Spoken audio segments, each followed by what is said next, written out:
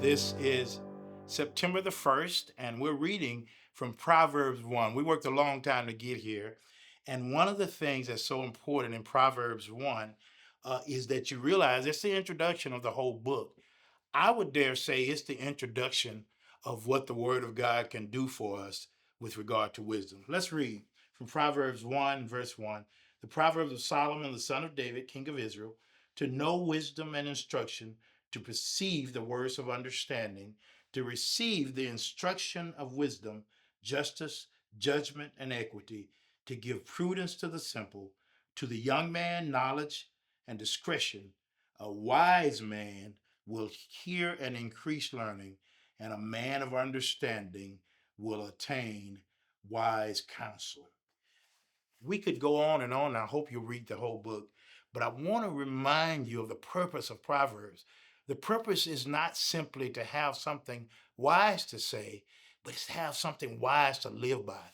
It's something that allows us to make the transition from what we've heard to what we have in our heart, and then out of a full heart, full of His Word, speaking words of life to people.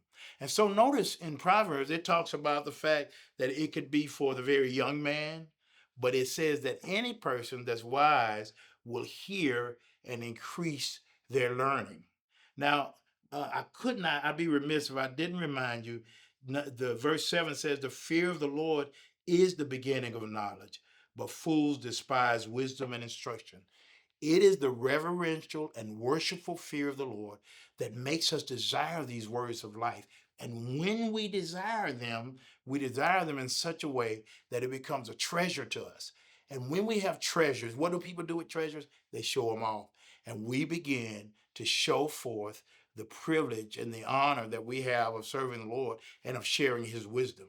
And so as it goes through this whole word, and you notice it's very lengthy, but it characterizes wisdom as a lady. It characterizes wisdom as a man, but it always calls us, because wisdom is a call from God Himself to, and it's a challenge to become involved in the things He's involved in, to literally love the things He loves and hate the things He hates.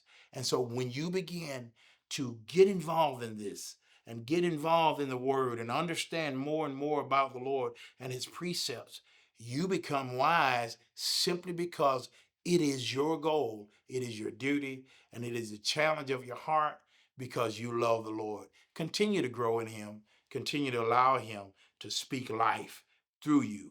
So as you go through this day, I pray that you will find yourself using the wisdom of the word of the Lord.